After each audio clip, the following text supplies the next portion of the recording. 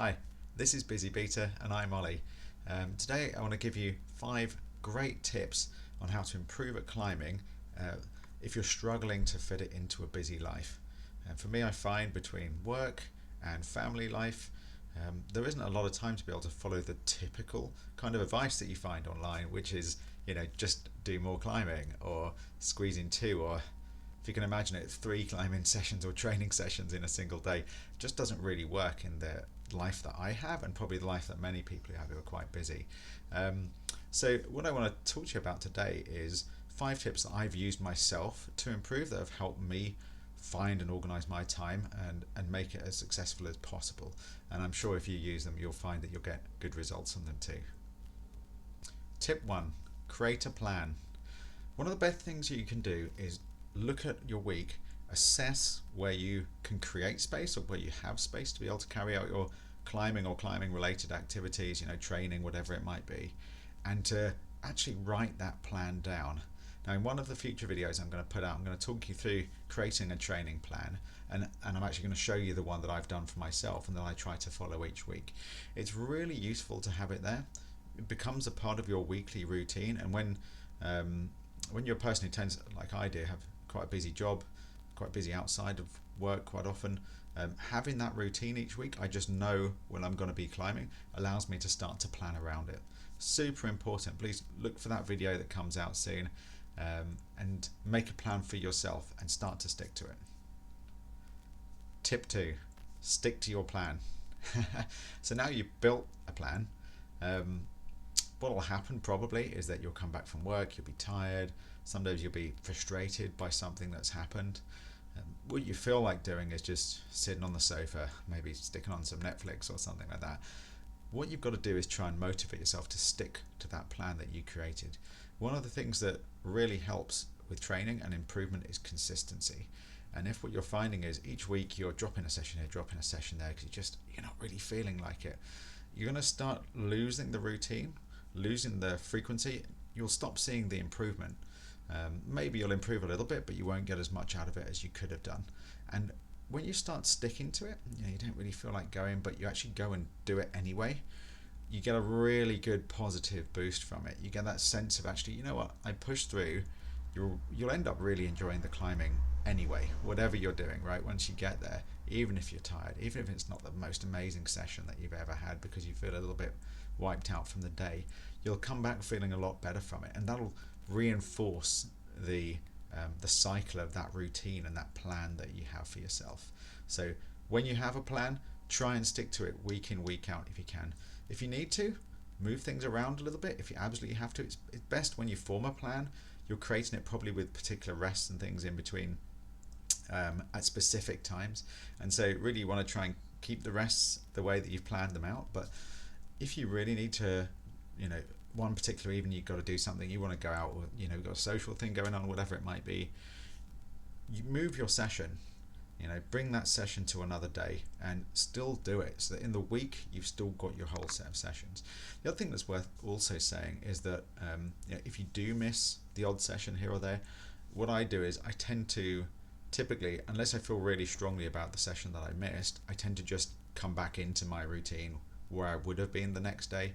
So if I miss a Tuesday climbing session, on the Wednesday or Thursday I don't do the Tuesday climbing session that I would have done. I just go straight back into that the next day of the plan or the routine that I have written down. That way it still gives you a bit of that consistency each week. Now that said, as I say, if you feel strongly about the activity that you skipped, like say it was a day like, I really wish I could have fingerboarded this week, I was seeing some improvement, I want to keep that going, then just move that into one of the other days and maybe replace one of the activities. In your own mind, when you make that plan, you probably have a priority of the exercises that you want to do as part of it. So start to think about that in the week as well, and always try and hit the high priority ones. But really, if you can stick to your routine of doing all of the exercise that you have planned in the week every week, you'll really start to see improvements, and it's that consistency that makes the big difference. Tip 3: rest. So after tip 2, I said stick with it, keep going, make sure you get in there. Tip number 3, it's super important to rest properly as well. So a part of your plan, I say we'll go through this in that future video, part of your plan should be that you have rest built in. In fact, there's kind of two parts of rest that you have in the day, in the week. There's the ones between exercising sessions or climbing sessions, and there's ones actually within the sessions themselves. It is really important to make sure you rest properly in between sessions. And sometimes I find, like, if I have missed a session, like I said before, I haven't quite stuck to my plan, the next day I'm feeling really maybe wiped out. I had a really hard session the day before. Sometimes I feel like shuffling things around. Just make sure that if you've had a really tough climbing session or a really hard fingerboarding session or camping or whatever it might be, that you're not pushing yourself too hard immediately after because you're messing your week around too much. Make sure you're keeping enough rest in there. You don't end up packing all your days back to back into 4 or 5 days on the trot, and then you come out and you might end up overworking yourself, or who knows, maybe injuring yourself. Make sure you get those rest days in. That's why I quite like sticking to the plan, even when I occasionally deviate from it. The other thing I'd say, resting within sessions is really important. I know sometimes the climbing session feels so precious. If you can't, go more than once a week for a few weeks running, or maybe do a little bit of fingerboarding in your garage or whatever it might be, those sessions can feel really, really precious. It makes it really hard to rest in the session. But actually, for good performance, especially if you're doing powerful stuff, strength stuff, resting in between goes on the boulder ball, resting properly when you're doing fingerboarding or campusing or whatever it might be, is really important. You want to get that full recovery before you go in for the next try. So rest, super crucial to each of your training sessions and to the time in between training sessions. Again, as I say, when we come into the video about planning your training week, I'll give a little bit more around that there. Also, when I'm going to do some future videos around fingerboarding and campusing, and give you some ideas there, and we'll talk a fair bit about resting properly in those videos as well. The other thing I'd say also, of course, is that if you have a feeling that you're getting injured, you feel a bit tweaky, your finger's not great, think really hard about what you're going to do with your next planned session. Although I'm saying stick to the routine, if you are feeling like you're going to injure yourself, rest and take that time. You're probably the person who knows your body better than anyone, right? You will be able to tell. You'll know if you've had injuries before. I've had a bunch of my fingers in the past. I know now, I've got a really good sense of when I'm going too far, and I pull back a little bit from it. That can also mean pulling back a little bit in your climbing session. If you're starting to feel a little bit tweaky, just give yourself a little bit of space, rest, maybe call the night off early, just come back from wherever you're climbing, but make sure that, because the worst thing you can do is injure yourself and then you knock yourself out for absolutely ages. And that's, nothing kills that consistency of training worse than needing to take 4 weeks out to let yourself recover from a tweaked tendon. So make sure that you give yourself that good amount of rest in your training session so that you don't get injured in the first place. And then if you do unfortunately get an injury, make sure that you give yourself a chance to recover. In a later video, I'm also going to talk a bit about injuries and what I've done, what I've read about and learnt about from various different climbers and research, but also what I've done personally to help myself recover from a variety of injuries that I've had in the past, and how now I've managed to keep myself away from injury for quite a while. Tip 4. Make your sessions time efficient. So this for me is all about, I mentioned it in one of the earlier tips, it's all about making sure that what you're focusing in on your training is really the thing that you need to improve on. So when you come into a climbing session, you formulate that plan. One of the things we'll look at is the kinds of sessions that you put into there. Some of them will just be climbing, it'll just be enjoying yourself, that's awesome. But some of it might be more focused on improving specific weaknesses. You want to work up to something, a particular goal that you have in mind. It's really important to keep your focus on those things. And then when you have your focus on those things, plan your sessions to be time efficient. So if you only have a half hour or 45 minutes and you get that twice a week, think about how you make that a really effective session. So it might be you get on the fingerboard, you hang You have a rest in between hangs if you're doing max hangs, maybe for 4 minutes. In that time, maybe think about doing some mobility. This is kind of like active rest. Do some mobility, work on your shoulders, maybe work on your hip mobility. Those kind of things. You can give yourself a couple of minutes of stretching in between, do another hang, a couple of minutes of stretching. It's a really effective way to actually fit more into your week. It doesn't make the session really any more intense or more difficult. You're not putting yourself at any more risk because you're still resting your fingers crucially in those kind of sessions between attempts. But what you're doing is you're able to then squeeze in some mobility and some stretching or flexibility things that you otherwise might not have. So consider how you structure those sessions, the kind of things that you put in there. Take advantage of that kind of spare time. It is rest, but active rest can also be good depending on what you're doing. Tip 5, track your sessions. It's not for everyone, but if you keep track of your climbing sessions, particularly if it's a measurable thing that you're doing, because that might be maybe you've got a climb outdoors that you're trying to do, or you're building up to something on the fingerboard. You're trying to improve weight that you can max hang on a crimp on a decent edge. If you keep a track of it, there's a couple of things that will come out of that. One thing is that you'll start to see your progression more clearly. It's a great way for you just to be able to get a sense of how you're doing and whether you're improving, and that can have a knock-on effect of giving you a boost as you start to see that improvement. Sometimes it's hard to tell, you get a little bit of a sense of it, but you can't really see those measurable steps very well.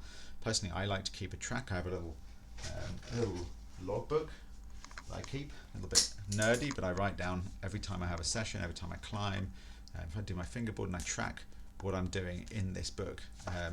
And it allows me to kind of look back, what did I do last time? I can look back, what have I done these last few weeks? Where am I in terms of maybe added weight that I'm hanging on the fingerboard? And I get a real good sense of where I am at any given time and how much I've improved over the past, say, 2 or 3 months. The other thing that I like to do to keep track of is also some other factors that might affect my climbing session or my training session. Things like humidity. I've got a tracker here which gives me the temperature, humidity in the room. That can really make quite a difference to your fingerboarding session. I do kind of track my weight, not too regularly. I don't write it down, but I do check it each day, or kind of each few days anyway. Just have a bit of a sense of it. Not because I'm obsessive about it. I think it's very unhealthy to get obsessive about it, but more so that I understand. If I've peaked for some reason, my weight's gone up a bit, I can just expect that I might feel a little bit heavier on a session that day. It's not a big deal. It happens. But at least I understand why it's happening. It isn't because, oh man, I've had some kind of catastrophic failure and my fingers have magically got weaker even though I'm sticking to my plan. It's because, hey, it was 85% humidity today, and I've just spent 2 weeks stuffing my face because it was the holidays or whatever, and now obviously that's going to impact my session, and I should anticipate that. And I can factor that in, and then I can start to look. I have that little blip, where maybe I have a little bit of drop in performance. It's okay, I understand why, and then I can also start to see myself improve out of that because I'm starting to track where I go after that session. So for me, I really like to track those sessions, and I think if you're busy and you're trying to squeeze in these sessions into a formed plan for each week, keeping a track of it just helps you formalize that and keep that routine in place. Bonus tip: create yourself a space for training at home. I nearly forgot this one. It's pretty obvious in the video. You can see I've got space here where I can train close to home. Got a couple of fingerboards over here that I set up over the last few years, and I actually built this little home boulder wall before my first kid was born, knowing realistically that I was probably going to have less time to be able to go to the climbing wall or go outdoors all the time. Actually, having a space at home is really helpful if you can manage to do it. Get a fingerboard up above a door, just a ledge. I mean, to be honest, most of the time when I'm fingerboarding over that side, as you'll see in my future video, I'm really using one type of ledge for most of it, and for a lot of people that will suffice. Having it close to home is really helpful, especially once your life gets busier. That if you think, oh yeah, I'm only 10 minutes away from the wall, I can just go and hang on their fingerboard. That's cool. Well, if you only have an hour and you're spending 10 minutes getting there and you're spending 10 minutes getting back, you've basically wasted a third of the time that you would have had otherwise. This has been fantastic for me because I know I can literally just walk out of my house into the garage. I can train up here, do my session. I get the full time that I have available, and then I'm just straight back in the house, and I can just get on with the rest of my day. Really handy, especially in the times where a lot of people are starting to work from home more as well. The opportunity to pop out and have a lunchtime session, if you have 20 or 30 minutes, we can squeeze it in. Afterwards, quick shower, have some food, and you can get back to work. Is a fantastic way to be able to find more time out of that limited sort of resource that you have available. Thanks for watching. I hope you get some good use out of all of these tips. I'd be really interested if you have any thoughts about them, any comments, any feedback, any ideas for any other interesting things you'd like to see me do on video. Stick them in the comments, and please, if you enjoyed it, hit the like button. If you want to see more of this, I've got those upcoming videos that I mentioned on training routines, fingerboarding, campusing, all kinds of things that I'm going to be putting out over the next few weeks and months. Please hit the subscribe button, hit the bell as well, and you'll know every time they come out. Thanks a lot.